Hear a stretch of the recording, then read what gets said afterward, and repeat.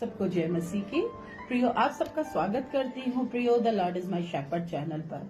आज का जो हमारा विषय है वो है व्यक्ति अपने कर्मों से जाना जाता है।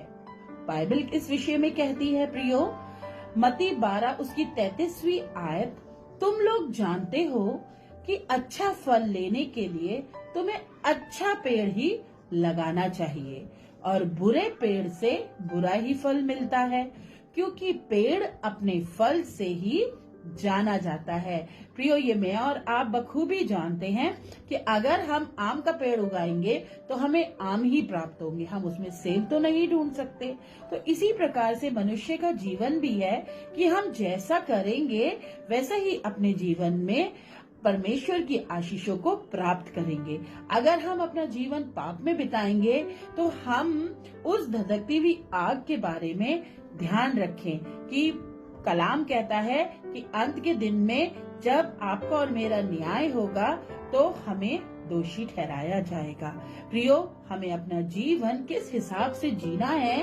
क्या हमें अपने जीवन में अच्छे फल लाने हैं, अच्छे कर्म करने हैं, या हमें अपने जीवन में बुराइयों के दामन को थामे रहना है? ये मेरे और आपको आज ही अपने जीवन में डिसाइड करना होगा।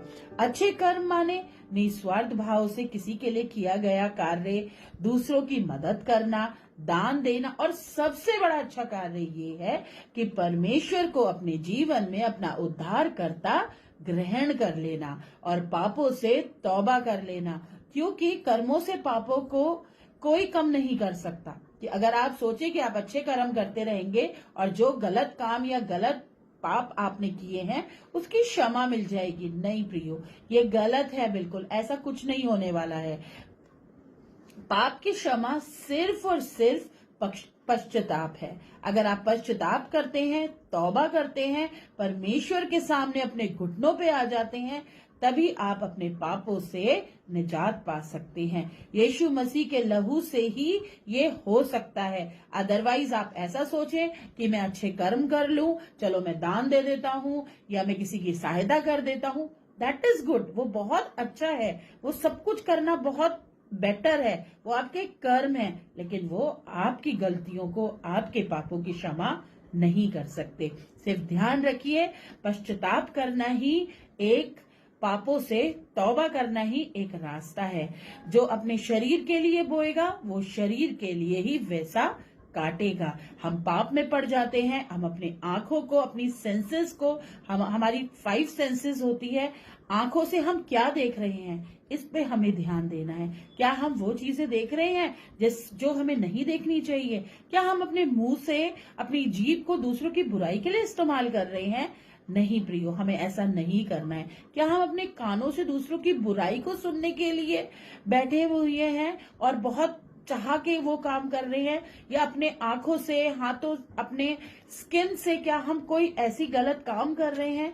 हमें ये सब नहीं करना है, क्योंकि प्रियो पहले ही हमारे टॉपिक ने ये बताया हमें, व्यक्ति अपने कर्मों से जाना जाता है। मत्ती 12 उसकी 37th वर्स कहती है, तेरी बातों के आधार पर ही तुझे निर्दोष और तेरी बातों के आधार पर ही तुझे दोषी ठहराया जाएगा।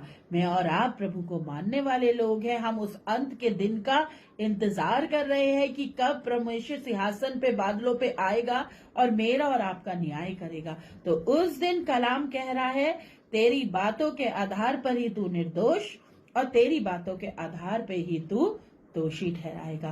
तो अभी पश्चाताप कर लीजिए, तौबा कर लीजिए, पाप के जीवन से